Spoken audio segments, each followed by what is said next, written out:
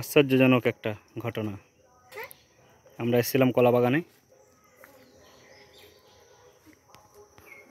মোচা কাটতে, কিন্তু দেখুন একটি জিনিস দেখলাম, গাছটির কোথাও পাতা নেই, কিচ্ছু নেই,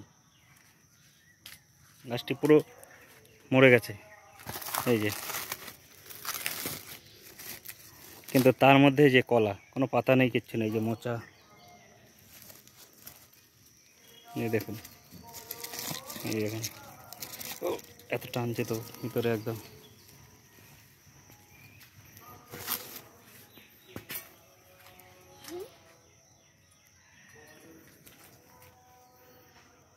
এই কলা গাছটি থেকে আরেকটা জিনিস শিক্ষা নেওয়া যেতে পারে, কাউকে ছোট করে দেখা উচিত নয়।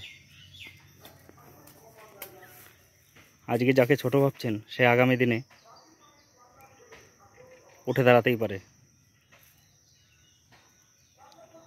আপনার থেকে বড়ও হতে পারে। সবই উপরবেলার খেলা।